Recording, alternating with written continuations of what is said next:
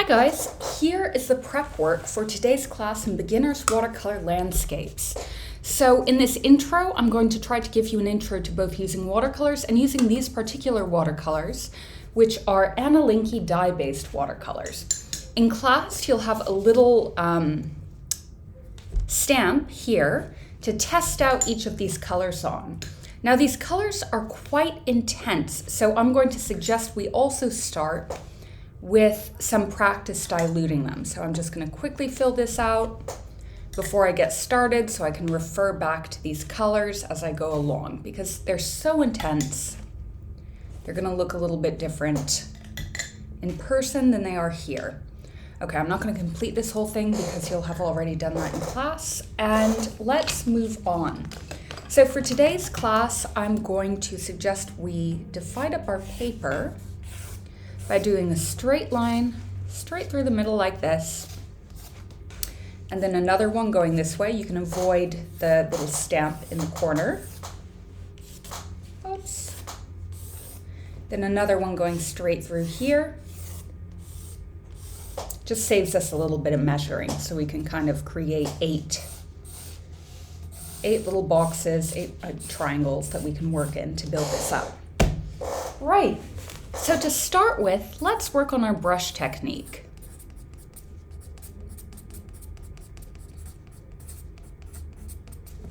Now, this is always worth practicing when you have a new set of watercolors or if you're trying out a new brush. I'm going to mix together some of this green here with a little bit of orange to kind of temper that chroma, make it more of a natural color. And then I'm going to make a few leaf shapes by starting my brush with the very tip of the brush. Actually, we'll start by doing a few squiggles. Just try to make as fine lines as you can, holding your brush almost entirely vertically. Don't worry if you don't get this perfect on the first try. We're just practicing. So once you've done a few of these, see if you can make some longer, wider lines. See how thick you can make your brush. And then I'm going to just, for fun, make this color a bit different, adding a bit of hunter's green to it, a little bit of red. Again, natural greens tend to have more reds in them. So we're just making it more natural. And try holding your brush, holding it vertically, then you push it to the side, then you lift off. So vertically, hold it to the side, lift off. We're just gonna make some little leaves around here. Your brush is going to be slightly different. Everyone's brush will be a little bit different. If you notice that near the end of these marks, the bristles are showing, just add a little bit more water next time for your next strokes.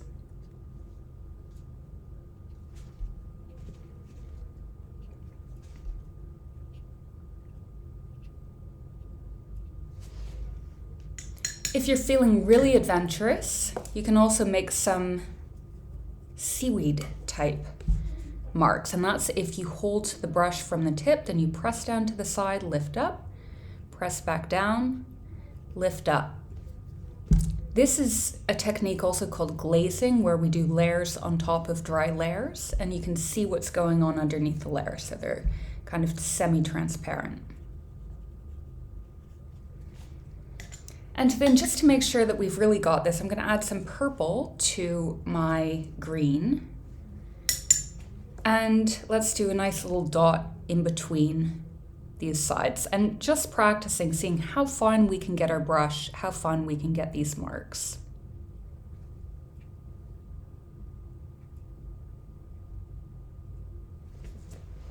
Okay.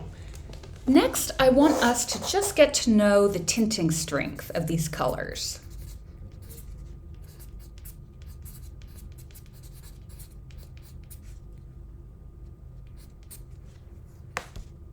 So I'm going to make at least 4 circles, so 4 or 5. I'm going to just go 1, 2, 3, 4, 5. We'll use the phthalo blue here because that one's kind of concentrated. Bear in mind that watercolors are not all at the same concentration. So not all colors are going to be the same concentration, and not all paints will be. The first one, just enough water to make the paint move. That's going to be our darkest one. Now I'm going to move this color to a separate well and add 1 brush full of water to it. Okay, the second one, as you can see, it's really strong, so that color's not too different, but it's different enough. Okay, add another brush full of water. This next one's even lighter. Okay, now hit your brush at the base of the jar from the side and add some more water, and that's just so we're getting more off, because really the range of this is huge. It's another tinting strength. I'm also hitting my brush at the base now, adding more water, way more water, getting it even lighter.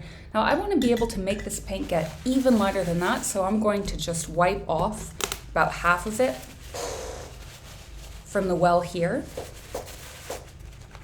So I want to really know what the range is, and I'm going to just put in 3 more circles.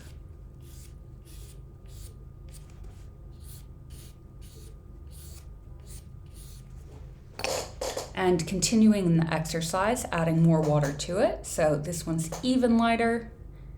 Again, adding more water to it. It's just, you'll notice with these blues, they go a really long ways. Even more water.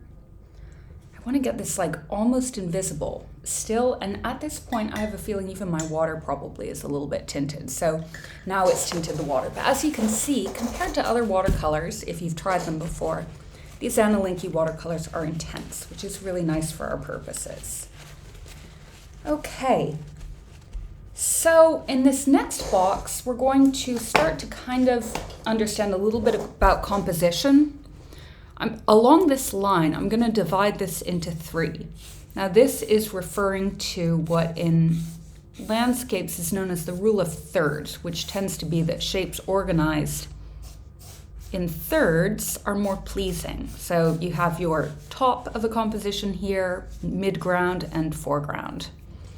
Along this line here, I'm just going to make some mountain ridges. Don't worry if these aren't perfect. Here, they're going to be a little bit larger, so I'm just going to bring these ones down to, let's say about halfway through here. Let's make that the base.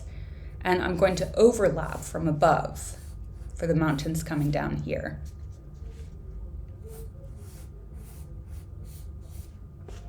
And then I want 1 more range of mountains, and I'm going to get that coming down from this side here.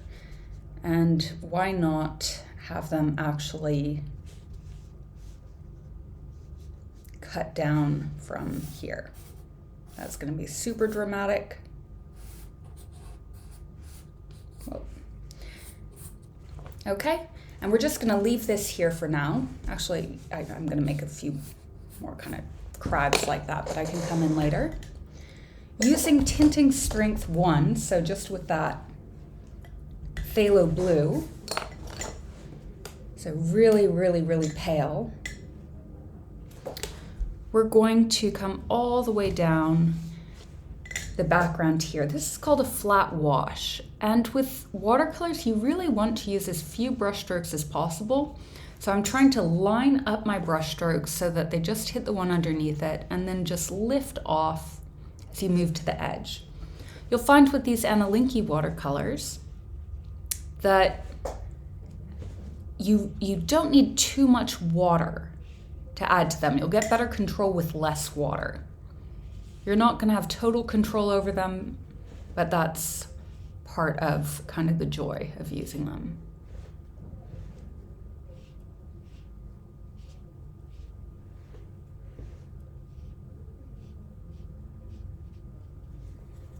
Okay, I'm going to leave that there because part of watercolors is allowing enough time for things to dry. So while that dries, I'm going to lightly sketch out a line here just so we can practice another technique. We'll write down these techniques later, and I'm going to draw some overlapping ovals.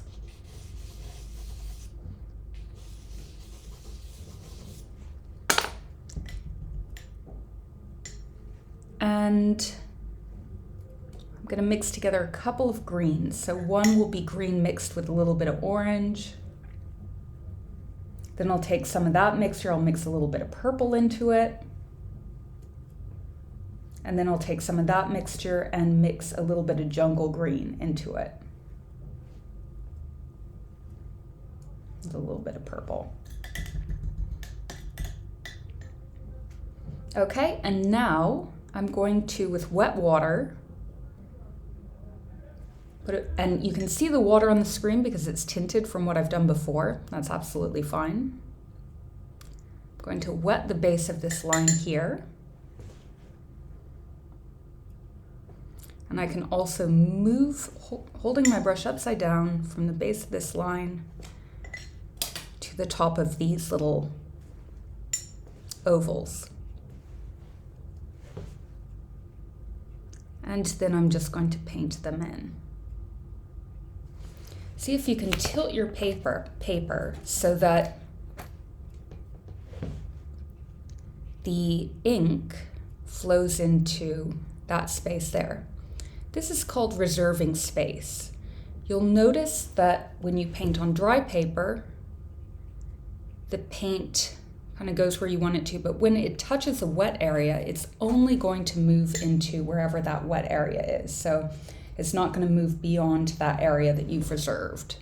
So for the purposes of this, we've just reserved the area right underneath them.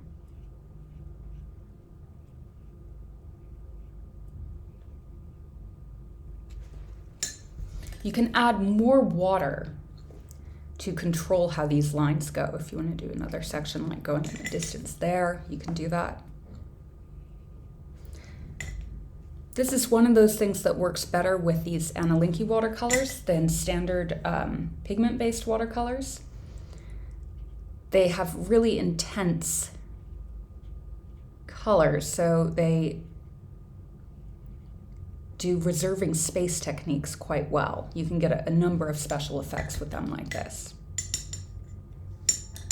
Just gonna put another line here. Well, it's fine if the water kind of moves all over the place. Not a big issue, so I'm just going to go over this with this.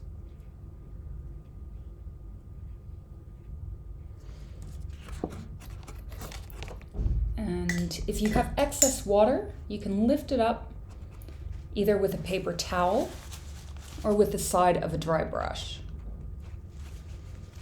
All right, so I'm gonna move back to my mountain scene using that same phthalo blue. Now I'm going to use tinting strength around this one, and this is called glazing. And I'm not just going to do the mountain in the back, I'm gonna just go over all of them.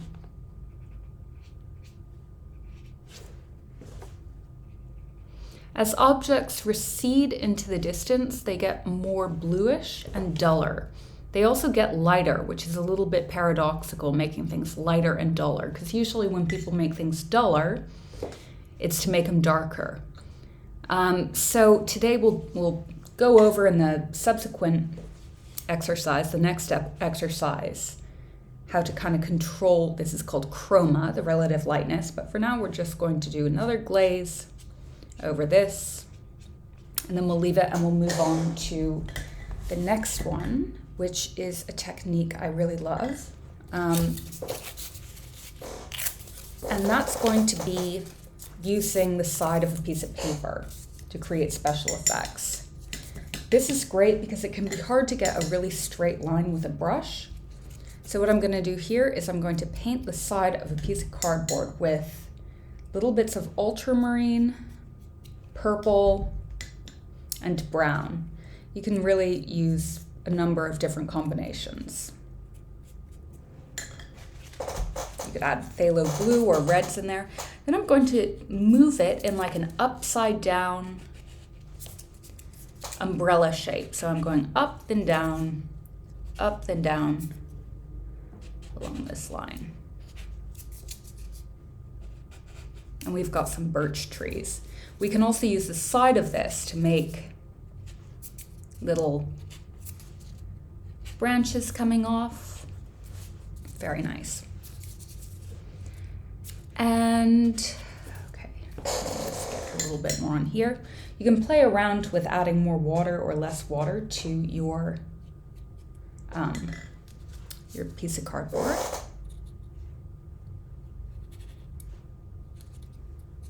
I'm just going to make these come up just to make the composition a little bit more interesting. Okay, I'm going to leave it there for now. And let's move on to the next one. So for the next one here, let's use what's known as a wax resist. And we'll just do a mountain scene that's a little bit more simple, going in the other direction. So let's divide this into 3, 1, 2, 3. And actually we can, instead of this, we're gonna make it even simpler. We're going to make a snowy backdrop here. I'm just going to make this snow. I'm going to use hairdryer to dry this. Hopefully this will be all dry in class, so just give me a minute.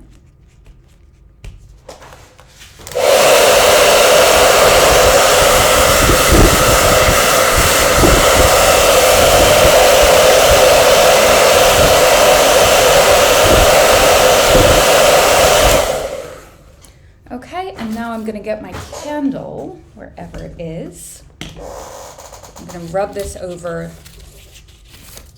the side here.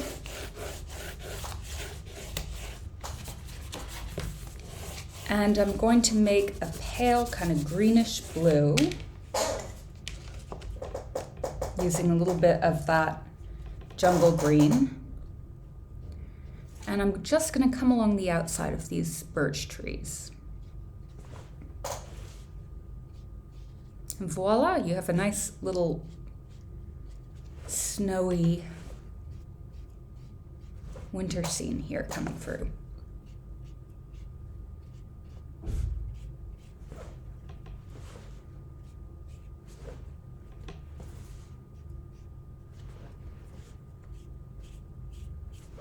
I'm going to add a little bit of ultramarine to my mix as I move into the snow. So just a tiny touch of ultramarine. And I'm going to wet down the snow first, this area with clear water.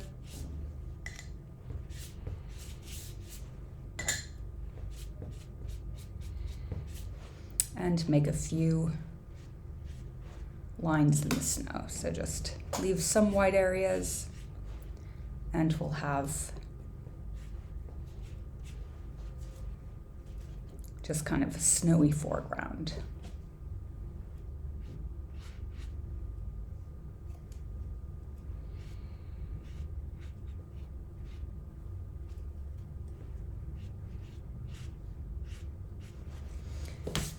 Okay, and now we're going to move on to the last 2 boxes, which are also, we're going to use some special effects with. For this, we'll be using our sponge and also the side of this. Right, so for this first one, let's just make a few trees. And for this, let's think about how a landscape recedes into the distance using the rule of threes too. So we can go all the way across this. This conveniently lines up with one of the thirds here, one of the thirds here. Now, trees in the foreground are going to be bigger and closer to us. So we're going to do one tree here. As trees move back, they're going to be smaller. So we can do another tree there. And we can have one even further back. Let's say we do a middle line here, even smaller. So just basic perspective, as things move into the background, they get smaller and smaller. Let's make some interesting trunks using that dropping in technique. So I'm just using my brush upside down, and I'm going to dot in some purple. You could also use the side of your card for this. And now on my well, I'm going to mix up a few colors, and I'm going to use autumn colors for this. I'm going to start with a dull, let's say a dull green in the background. So I'm going to add a little bit of purple to green. It's going to make kind of a grayish green. Dabbing the side of my dry sponge in here, and then dab, dab, dab. You can pretend that there are trees all the way across this line.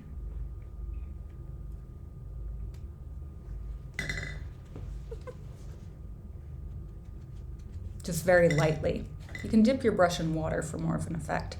And then I'm going to make some lighter trees as we move to the foreground. So I'll just take some orange.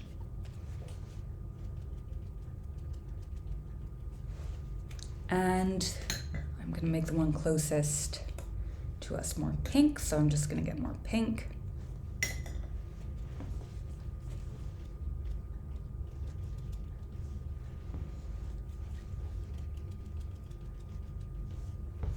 This is good for doing flowers and different types of foliage. So we'll just get a tree in bloom coming up here.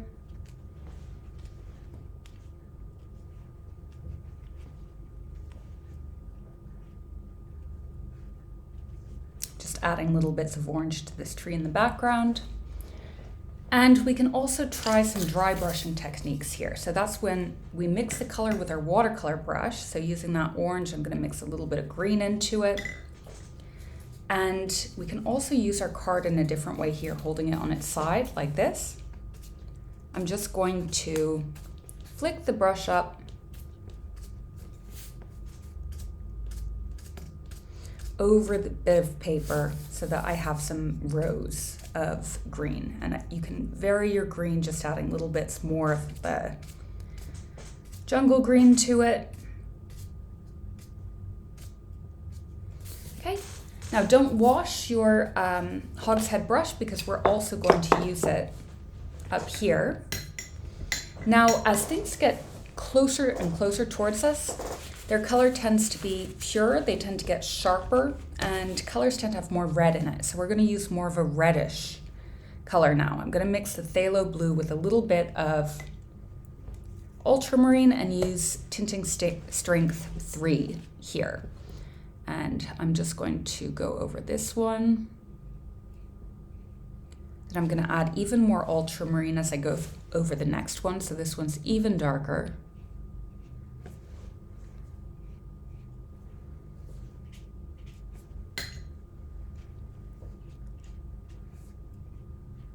And then for the other one, I'm just going to start at the base using basically a purple color.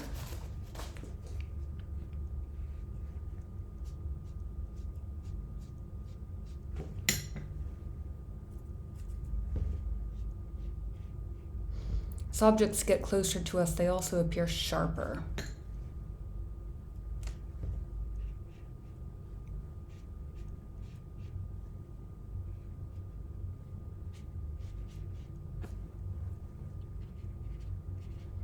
And there's more difference between light and dark, so you can leave a few peaks showing through. And now I'm going to mix together some more of that purple. Now using my hogshead brush, I'm going to tap my brush here and use it on its side to create a few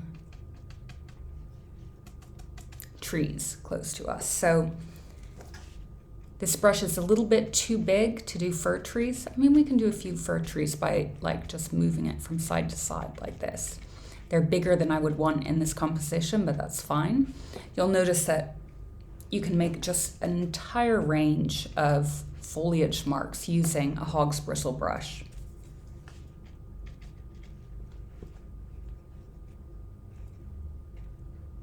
I'm gonna make them smaller as they go into the background.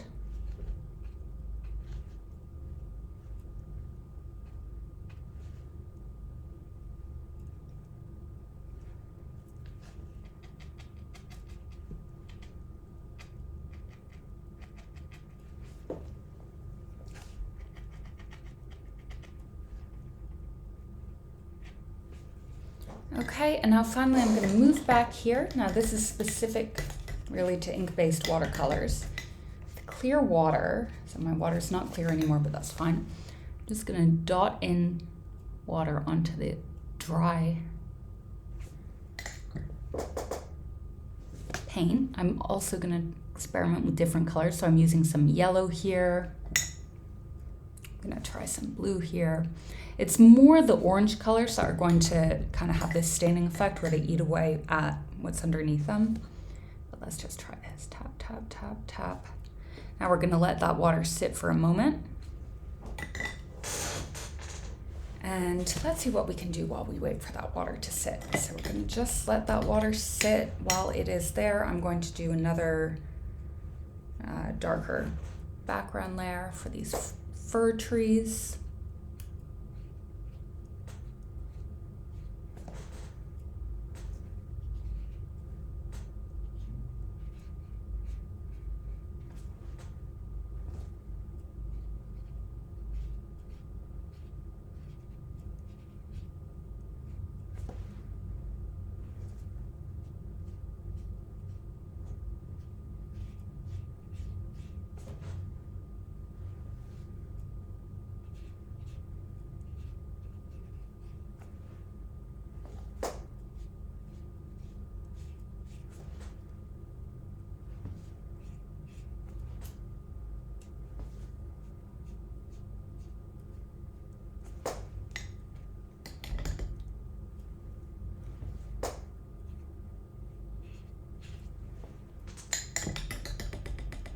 And I'm also gonna just try a wet on wet effect back here. Wet on wet is when you wet the paper down first. Depending on how wet the paper is, you'll get a whole range of different effects. So I'm just gonna wet the paper down and I'm going to dot in, what color should I use? I'm gonna use greens. I'm gonna dot in some greens mixed with orange. I don't want them to be too heavy, just want to see how they flow, just a little bit of flow. With watercolors, you get the lightest areas by leaving the paper clear. So, for instance, with these trees, if I want the light hitting the foliage, I've got to leave a clear space around them.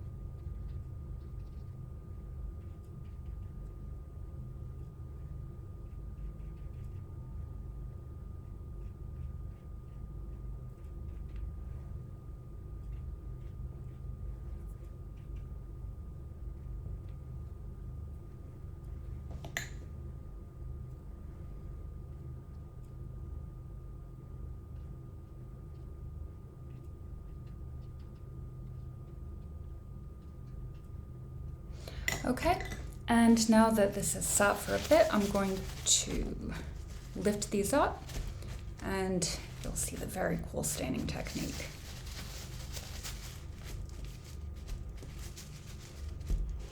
And that's probably all the techniques we'll get to before moving on to our presentation. So I hope this was helpful. Thanks for watching.